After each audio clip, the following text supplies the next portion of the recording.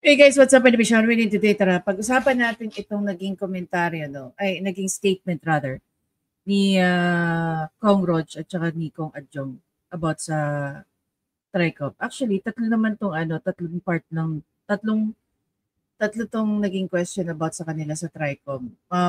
Mag-focus lang ako dito sa part na to. Kasi ibabangga ko siya sa isang statement ng another lawyer na si Attorney Neil Abayon. No?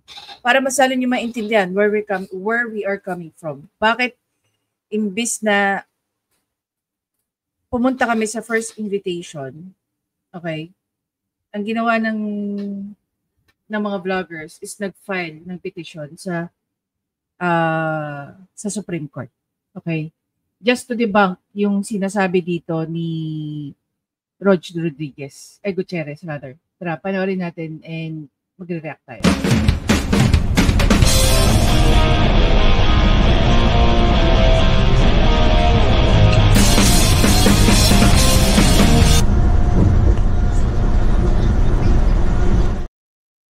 Ayan, so try play natin itong part na to. Thank you, Bibian. Let us now recognize Jelly Mendez from DWIC.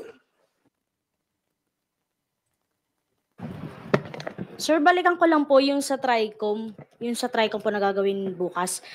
Naglabas po sa isang interview si Attorney Trixie na regarding dun sa show cause order na nilabas sa kanya. Ayon daw po sa rules ng Kongreso, dapat daw dalawang unjustified reason yung pagbatayan bago patawan ng show cause order. Pero yun sa kanya daw po is inibitahan pa lang daw siya, pinatawan na daw siya ng show cause order. I think that's part of the rules na, internal rules. I think he's just questioning the internal rules of how the committee proceeds with this investigation. Kasi if it's an investigation, pag in-invite ka kasi, talagang you're expected to also grace the inquiry, no? The committee hearing. Kung hindi siya valid yung reason niya, talagang that's one way of really attracting the attention of the one that is, skipping the committee hearings to make it more, serious in a way of by way of invitation, no? So show cause order, so that we would know kung valid ba talaga or hindi siya valid yung absence nung guest na yon. In fact, during the committee hearing, they were also had simultaneous. They went to the Supreme Court, I guess. They filed a certain they were there just to show that they did not honor the invitation of the Congress, but instead went to question I'd like to correct Congressman Adjong as far as invitation and respond is concerned. So pagkakaalam ko at nakita naman natin 'yon, nagpadala ng mga reply yung mga inimbitahan nila. And they all have reasons. Now, as to question kung valid ba yan o hindi, magdedepende mismo sa committee. Tama? So even if the reason is valid, kung hindi yung katanggap-tanggap sa kanila, hindi nila yon tatanggapin as valid. Diba? Like say for example, ako na lang, I'm gonna speak for myself. Okay? Isa sa sinabi ko, I am immunocompromised. Sa House rules nila tungkol dyan sa in aid of legislation, a person who is unable to go physically due to medical reason can skip. Pero pinadalan pa rin nila ako ng show cause order. So I explained, I attached some documents that would prove to them. Diba? However, I'm one of the petitioners. Bakit ako naging one of petitioners? Kasi nga, one of which is, ayon nga sa ating constitution, hindi sila pwedeng gumawa ng kahit anong batas that will abridge the freedom of speech, expression, and of the press. Bibigyan ko kayo ng isang magandang example na in-exercise mismo nila, no, ang kanilang freedom of speech and of the press.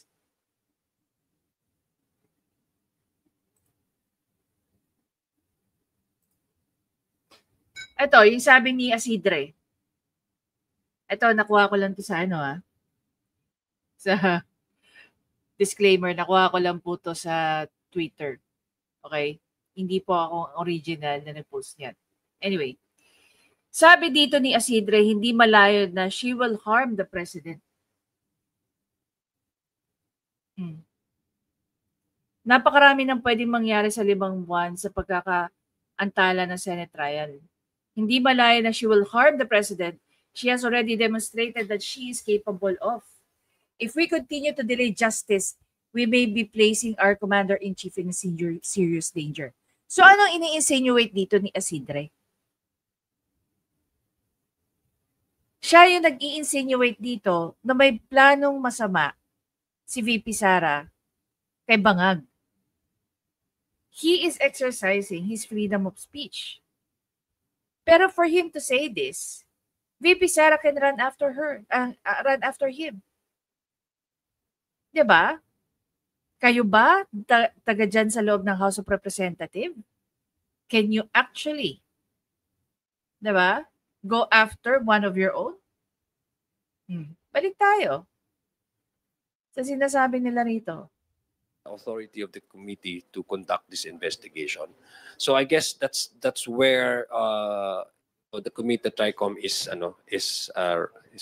currently at when it comes to invitation to the guests who have missed or deliberately skipped the committee investigations. It's part talaga yan ng rules po ng bawat inquiry in aid of legislation. Pinagbabawal daw May po sa power po ng subpoena power, in fact. We're given that power. Sir, yung So, ang tanong dyan, yung invitation, based doon sa isang jurisprudence ng Supreme Court. Sabi, there will be 2 invitation, then a show cause order, and a subpoena. Yun yung sabi ng jurisprudence. No?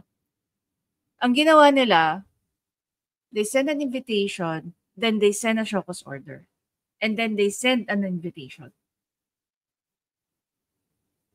Diba?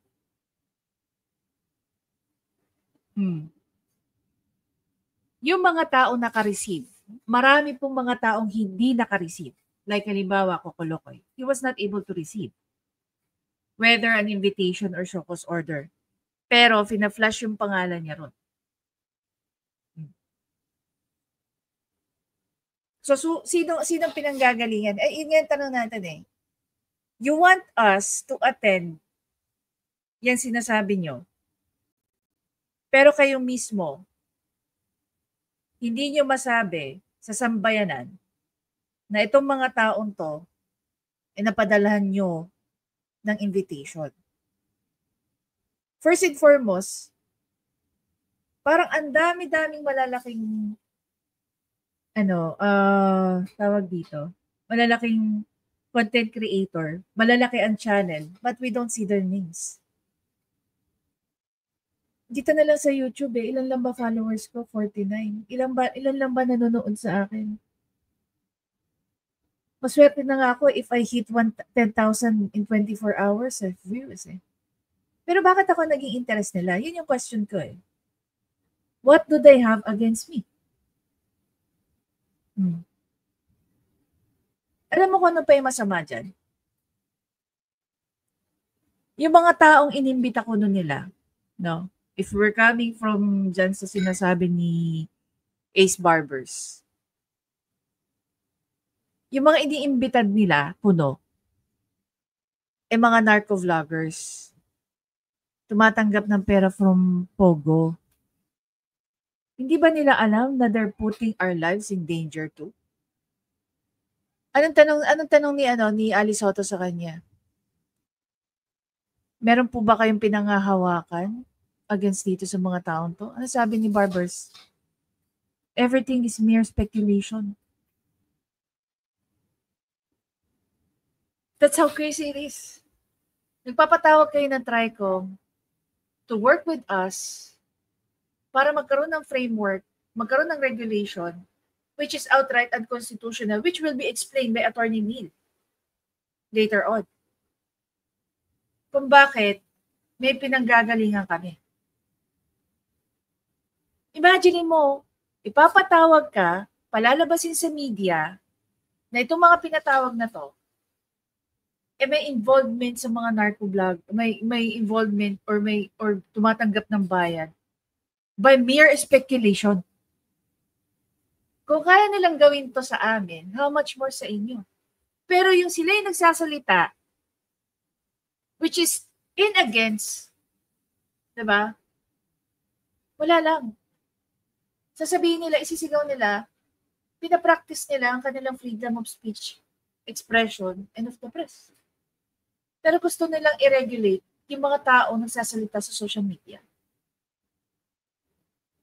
Ito, saan ba ito galing? Social media rin naman to Yung mga sinasabi nila dito, di ba?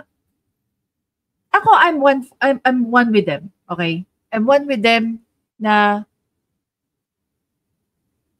ma-identify natin ano ba ang fake news sa misinformation, sa disinformation. Kayo rin dyan mismo sa loob ng House of Representative, nuknukan kayo ng daming misinformation at disinformation, di ba?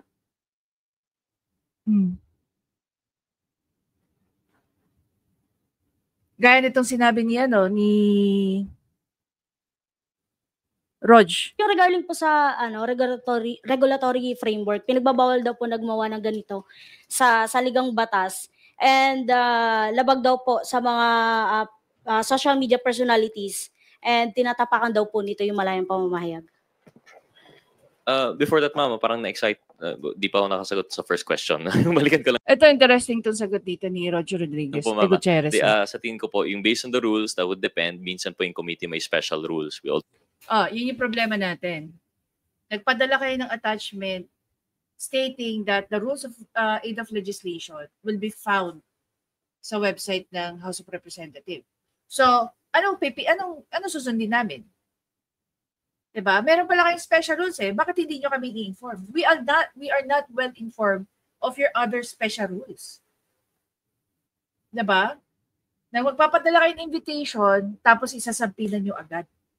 Pwede pala yun sa inyo Bakit hindi kami aware? Or pwede palang mangyari na iba yung sinasabi ng general rule nyo, tapos iba yung sinasabi ng special rules ninyo.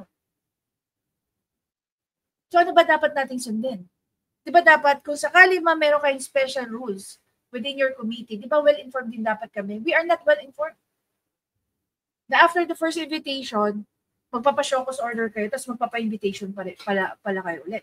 Which is taliwas sa sinasabi ng Supreme Court. Di ba? So, sino susundin natin? Kayo? O yung sinasabi ng Supreme Court?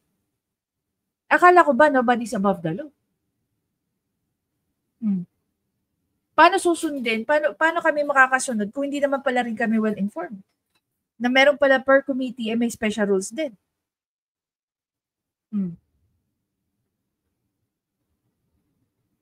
Pwede nyo bang sabihin, ignorance of the law, excuses no one? Internal rules nyo yan, kayo nakakaalam yan So, ibig sabihin yung internal rules nyo, dapat ini-inform nyo rin yung mga invitees ninyo. Na pag hindi kayo pumunta sa first invitation nyo, ipapashowcause order na namin kayo.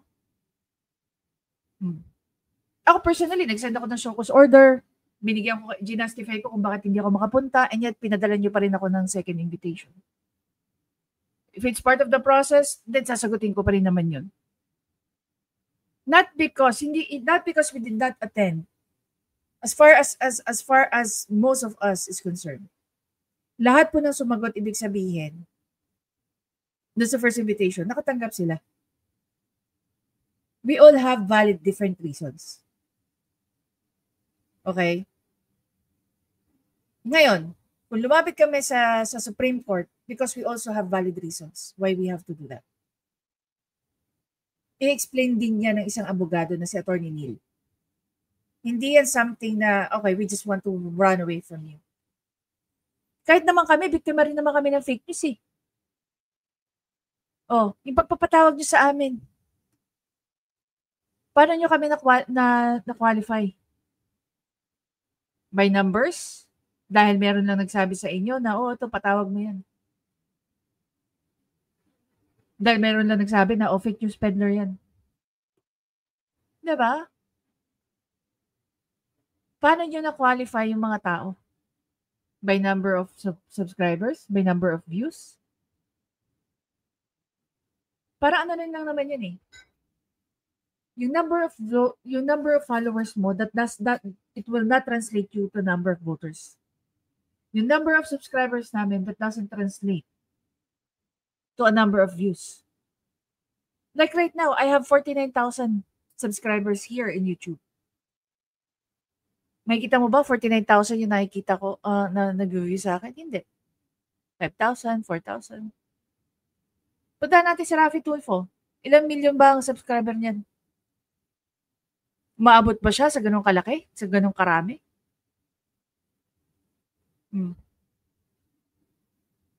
Bakit si Raffy Tulfo hindi niyo pinapatawag din sa TRICOM? Sa dinami-dami ng sinabi niya sa mga tao. Diba? Tingnan mo kung gaano sila ka-selective. Tingnan gusto namin malaman eh. What do you have against us? Diretso tayo kay Rog. Although true, we have a general rule in inquiries in aid of legislation, minsan may specific. And on top of that, usually... Yun nga yung problema natin eh. Meron kayong specific but we are not well aware kung ano yung mga specific rules ninyo when it comes to in aid of legislation. So kami, we're going to follow kung ano yung nakaposted sa inyo sa website ninyo. May precedence naman po. In the case of our other hearings, minsan... Yun nga, hindi na nga natin alam kung ano yung tama at mali sa mga hearings ninyo eh. Kasi pag hindi umaayon sa inyo yung sinasagot ng mga resource person nyo, sasabihin nyo sinungaling at the same time, ipakukulong ninyo. Ano sabi sa rules ninyo? 10 days nyo lang pwedeng ikulong yung tao. Anong ginawa nyo kay Colonel Geraldo? Ilang buwan nyo na siyang kinukulong? Absence lang ng isa, pwede namang show cause. But more important question po is, yung show cause lang naman, walang penalty po yun. Ang sinasabi lang po, please explain to this committee bakit absent po kayo. Parang nakakaduda po, parang may... Ito yung nakakatawa, yan, gaya yan. Magbibigay siya ng statement, making insinuation. And he is pertaining dun sa sinabi ni Atty. Trixie. Samantalang si Atty. Trixie, she was just answering a question based on her knowledge kung ano yung proper at kung ano yung proper na alam niya. No? Anchoring that answer sa isang jurisprudence or sa isang Supreme Court decision. She's not counting. She's just stating and she's just answering a question. Bibilang ng cut po si Mama. Parang binibilang niya talaga ilang beses po siya pwede mag-absent. Parang what is the purpose? Gusto niya ba, umiiwas po ba talaga sa committee? It really speaks of the motivation. Kasi ako lang po, whether 2 days or 1 day, pag tinanong mo kung bakit ako absent, sasagot lang po itang tapat. Bakit ako absent? Bakit parang nagbibilang po siya? Bakit? Yun naman din ang ginawa ni Atty. Trixie Nung pinadala siya ng invitation letter, sa pagkakaalam ko, and she was vocal naman dyan sa kanyang online, na sinagot niya yun. Nung nakatanggap siguro siya ng show cause order, sinagot niya rin. Tinitingnan lang din siguro, I'm not speaking on behalf of Atty. Trixie. Siguro with Atty. Trixie, tinitingnan din niya kung sinusunod nyo yung mga sarili niyong procedures. Kasi ultimo yung mga sarili niyong kabaro, kini-question yung mga procedures ninyo. It really shows. And additionally, on top of that, nagbibilang na nga ng absence, pumunta pa agad sa Supreme Court. And what is wrong with that? Diba? What is wrong with that? Was it because hindi nyo nadana sa ibang tao?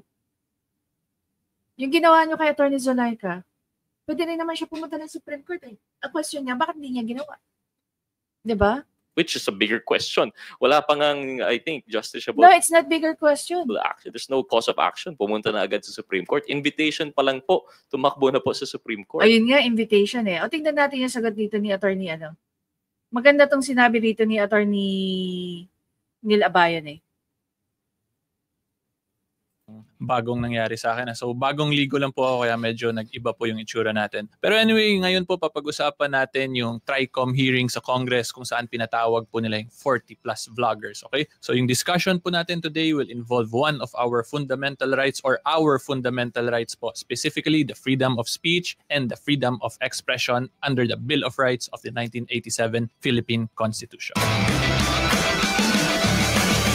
So for today po, explain ko yung possible defenses or arguments for both sides dun sa parte ng Congress at sa side din po ng mga vloggers. Okay? So unang-una, hindi ko na-explain in detail kung ano ba yung freedom of speech and expression. That is very self-explanatory naman po. Basically, our right to free speech is our right to speak freely without prior restraint or censorship from the government. And yung expression naman po is our correlated din po to sa Balik natin yung sinabi rito ni Attorney Neil Abayanan.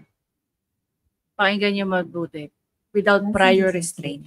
Okay, self-explanatory naman po. Basically, our right to free speech is our right to speak freely without prior restraint or censorship from the government. And yung expression naman po is our correlated din po to sa freedom of speech. Pero yung sa expression, it does not necessarily mean yung pagsasalita mo lang. Pero this involves yung form of expression like yung pag-rally ninyo, pag-marcha, or pagsuot nyo ng certain damit to give out a message. Okay, so yan po yung main difference ng freedom of speech and freedom of expression. At para naman po mas maintindihan niya kung gaano talaga importante itong freedom of speech and expression natin, i-explain ko po sa inyo kung ano ba yung test na ina-apply ng Constitution or ng batas natin para mapakialaman or ma-regulate to ng government natin. Okay? So yung test po na tinatawag dyan para ma-regulate to ng government is the strictest test under our laws or yung tinatawag po na strict scrutiny test. Okay? So sa strict scrutiny test po, para makita nyo or mas maintindihan nyo po talaga kung gaano ka importante to or gaano ka stricto to, ang presumption po when the government attempts to regulate or performs actions that will regulate our freedom of speech and expression or any of our other fundamental rights, ang presumption po ng action ng government na yon is unconstitutional. So kung makita po ninyo, ganun po talaga ka-stricto yung batas or yung constitution natin when it comes to regulation of our fundamental rights, diba? Kasi nawala na po yung presumption of validity. Ang nangyari na yon, presumed unconstitutional yung action ng government, okay? At para mawala yung presumption of unconstitutionality ng Government Act or regulation, kailangan po mapasayan ngayon ng government body yung tinatawag natin or yung mention ko na strict scrutiny test. Okay? At yung strict scrutiny test po, meron yan siyang dalawang requirements. So yung first requirement po niyan is yung tinatawag na compelling state interest. At yung second requirement naman po is that it must be the least restrictive means employed by the government agency. Okay? So itong dalawang test po to, hindi po to siya or and po to. Meaning dapat yung number 1 and yung number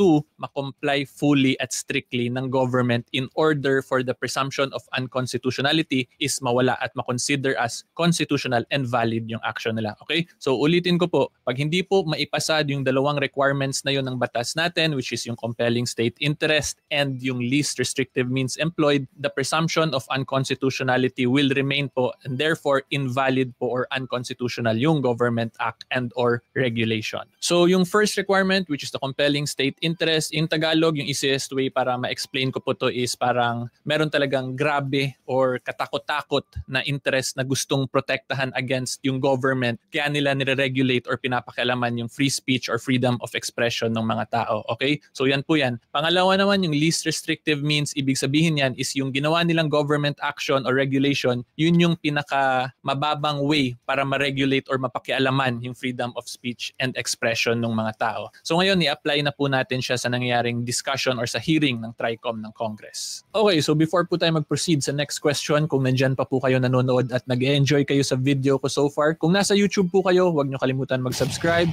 Kung nasa Facebook or TikTok po kayo, huwag nyo naman po kalimutan mag-follow. Okay, now continue po tayo sa discussion natin. So ngayon po, explain ko muna yung sa side ng mga vloggers, okay, kung bakit hindi nagka-qualify or kung ano yung pwede nila i-argue para hindi mag-qualify or hindi pumasa dun sa strict scrutiny test yung actions po ng TRICOM Committee ng Congress. So unang-una po dun sa compelling state interest requirement, under po kasi niyan, meron pa yan siyang subtest na tinatawag na clear and present danger rule or the clear and present danger test. Okay? So ibig sabihin po ng clear and present danger, dapat po yung danger na gustong protektahan against ng government is klaro siya at nandun na talaga yung presence or yung existence niya. Okay? So dito pwede argue po ng vloggers na there is no clear and present danger because number 1, wala pa naman po silang speech na sinasabi or ginagawa yet nare-regulate or nasa-censor na po or nare-restrain na yung speech nila by the mere act of yung pangpatawag ng TRICOM. Therefore, since there is no clear and present danger, consequently, wala rin pong compelling state interest na gusto or dapat protektahan against yung government. Okay, so yan po yung first argument nila. Idagdag ko lang din po pala kasi nakalimutan ko pala mention dun sa una. So yung sinabi po ng TRICOM committee dito, yung reason nila kung bakit kinakonduct nila tong legislative inquiry in aid of legislation is para daw po labanan yung fake news. Okay, so yan po yung reason nila. So ngayon, balik tayo. Dun sa number 1 requirement po, compelling state interest. Hindi rin po siya magko-qualify na merong compelling state interest na gustong labanan ng government because meron na po tayong batas against fake news and against cyber libel. Okay? Here's the thing, here's another thing. Maliban dyan sa mga criminal cases natin, or criminal, mga provisions under the criminal law, meron din mga regulations ang lahat ng social media platform. May it be Facebook, YouTube, TikTok. No? Actually, pinakamaigpit pa nga ang Facebook among those social media accounts. Ako personally, I only use 3. Okay? So imagine mo yung numbers and layers of policies. Bakit itong mga to regulated na nila ang use ng kanilang social media accounts? And yet hindi pa rin maintindihan ng TRICOM na maliban na meron sa mga regulations, may tawag dito, may mga policies na itong mga social media accounts na to. At the same time, meron din, of course, mga batas na meron tayo. The thing kasi is, halimbawa tayo, mga political vloggers, no? Political content creators. Nahihirapan silang magsampa ng kaso only because we are scrutinizing yung mga ginagawa. May it be ikaw ay pro or anti-government. Diba? Kung tatanungin natin, how are you going to regulate that? Kaya nakikita ko, sisigaw ka ng fake news if the information is against you. Pero if the information is, will benefit you, kahit fake news yan, hindi ka sisigaw ng fake news. This is what I'm seeing right now eh. This is what I saw since 2022 election. Diba?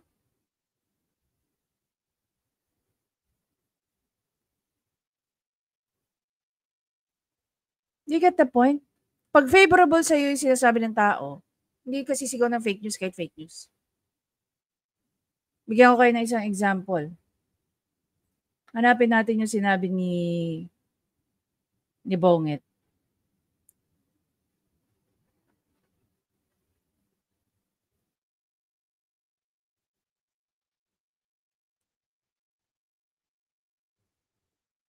Ano sinabi ni Bongbong Marcos? Halimbawa, ito nag-react ako dito eh.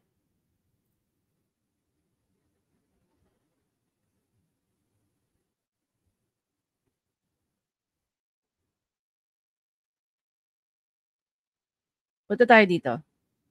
Pakinggan natin yung sinabi dito ni Bongbong Marcos. Napunta natin ng Yolanda. Alam niyo po, yan ang record po ni Senator Tolentino sa MMDA. Nung nasa Leyte kami, nasa Tacloban kami, walang dumadating po na tulong.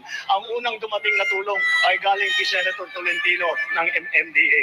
Unang dumating na tulong ay galing kay Senator Tolentino ng MMDA. Pakita mo talagang malalim ang pagmamahal niya sa taong bayan. It is a good afternoon for coming together to remember the Teams Yolanda. I have the honor to introduce to you the man's 20 pangkarami-raming vehicles yung basahin ko. Salamat sa Diyos, si Duterte unang dumating sa Leyte.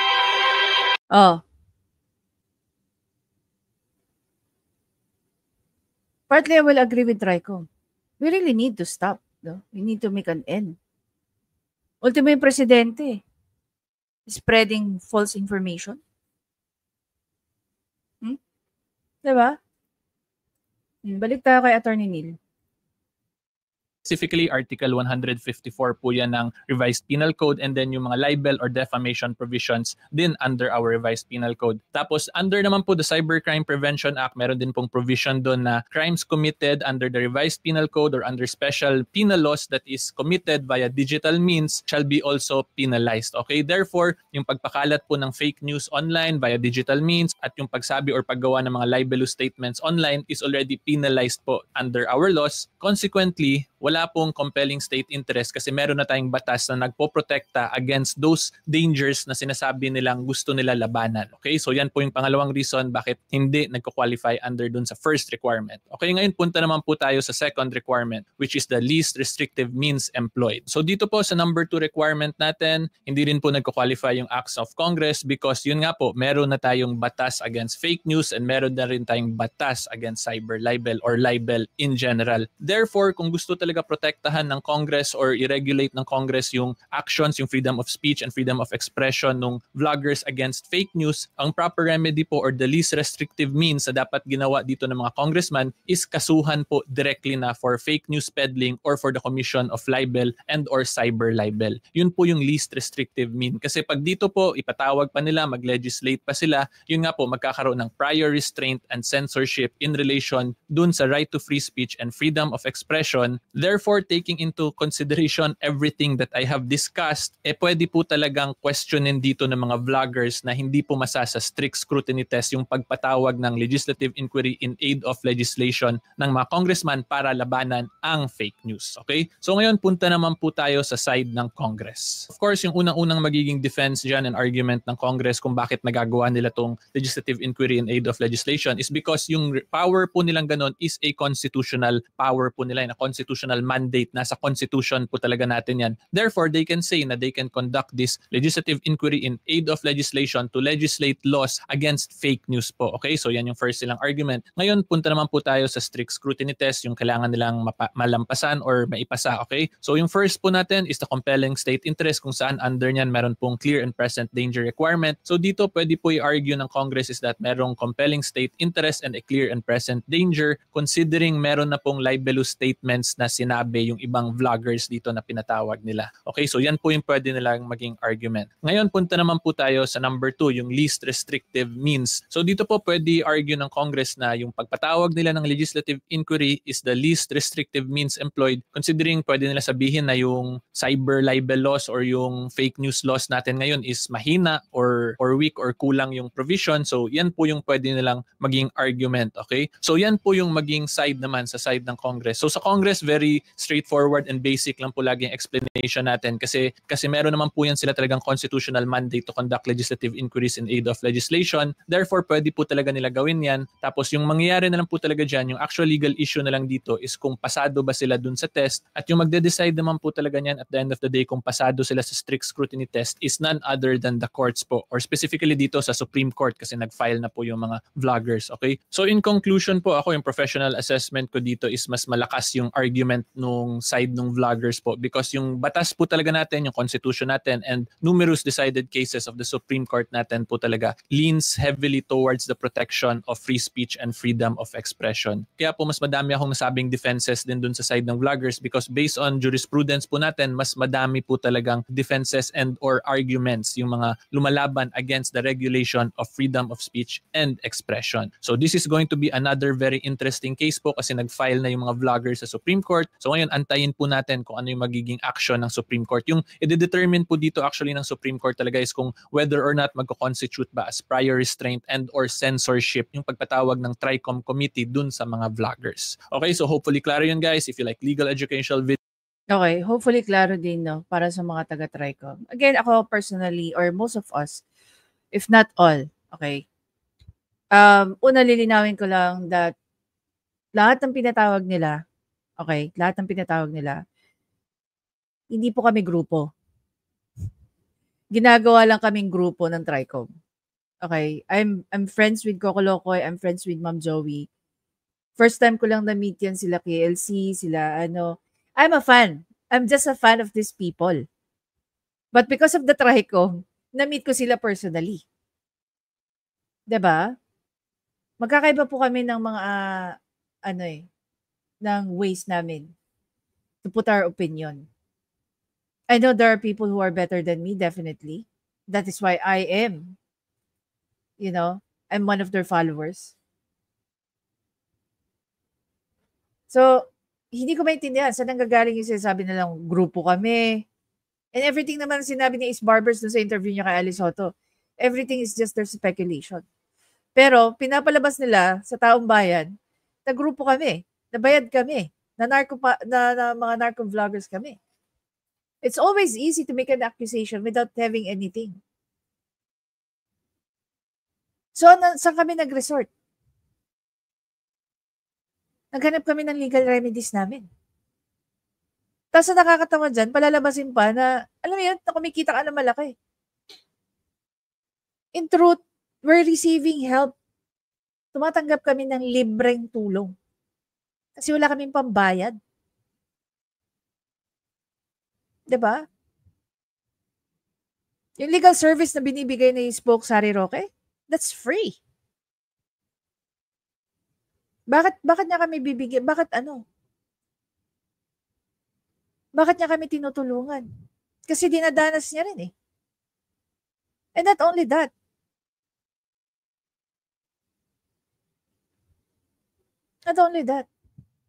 kung kaya nilang gawin to sa amin, magagawa nila sa inyo to. Hindi na kami magtataka kung bakit nang ginagawa to sa amin. Alam niyo kung bakit? Kasi kung naman yung nagawa nila sa mga tauhan ni VP Sara, sa OVP, 38, ang dami-dami nagpo-political content. Talagang mga Duterte supporters pa talaga yung pinatawag nila, di ba? At least, ito lang yung talagang natutuwa lang din ako. Kasi yung ibang inimbitan nila, umamin na may grupo sila.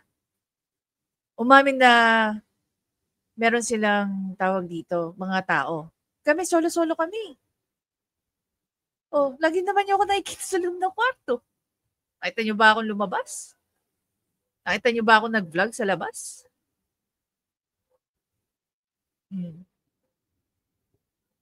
Kaya iiwan ko na sa inyo guys, no?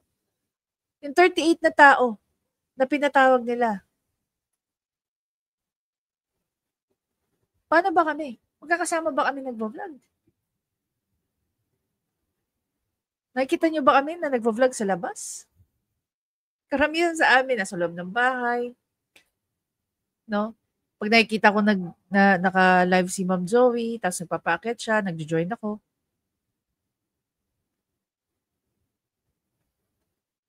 Minsan nga naisip ko,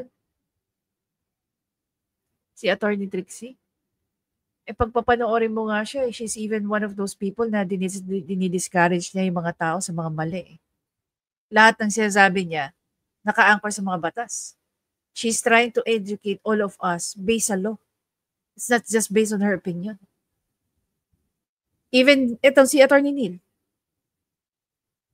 Kung naman yung sinasabi niya rito is based on legal grounds, based on jurisprudence. Kung ikukumparan mo naman sa sinasabi ni Rog Gutierrez na isa rin abogado, you can see the big difference, hindi ba?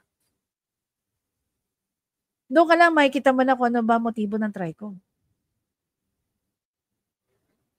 At kung papanoorin mo ulit itong video, you can go and visit the website, the YouTube channel of Attorney Neil. Sa kanya na rin nanggaling, di ba?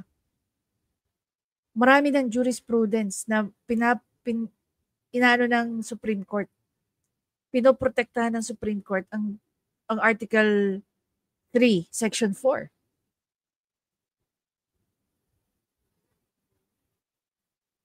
Pero iba yung gusto mangyari ng Actually, marami nang nagtangkang magtayo ng grupo ng mga vloggers. Pero bakit hindi sila nagiging successful? Lahat ba ng journalist at broadcaster, member ng KBP? Hindi rin. Diba?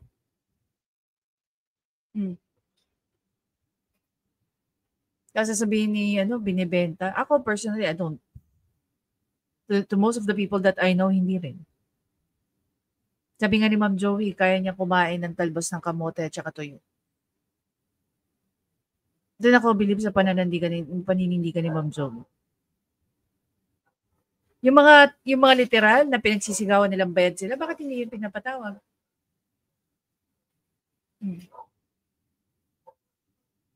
I don't have to call their names. No? Dapat alam nila yun. Yung mga literal na alam nila na tumatanggap ng pera sa mga politiko para lang atakihin ang mga Duterte. Wala naman nagbabayad sa amin para atakihin namin ng kahit sino. Diba? If it's not favorable to you, para sa'yo, atake yun. Pero hindi mo nakikita na kinakriticize ka. Gaya nito. First time kong magkaroon ng reaction dito sa sinabi ni Roger Rodriguez. Ay, Gutierrez. Rodriguez ko ng Gutierrez. Diba? I don't normally talk about them. Hindi ako interesado sa mga pinagsasabi nila. Gano'n ba kadalas ako nagre-react sa mga opinion ng mga to?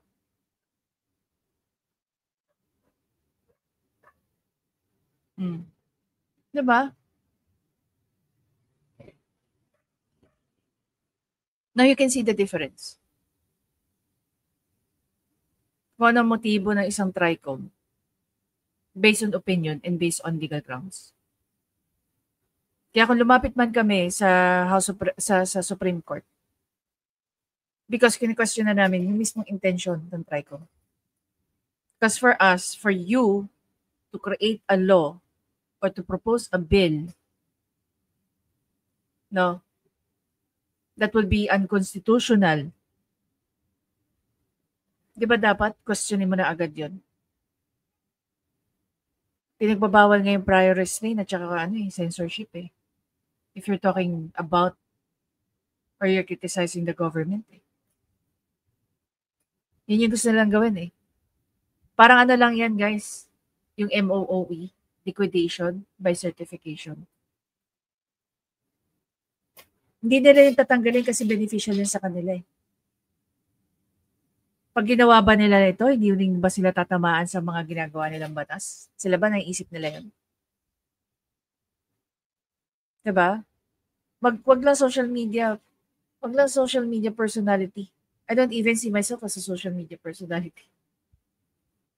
Feeling ko hindi pa ako qualified para dun. Hindi ko pa level yun. Hindi pa ako gaya ng mga maraming subscribers. But the thing is, anyone who speaks in against to what, kahit sila dapat sasagasaan din sila nun. Hindi lang mga social media people. Diba?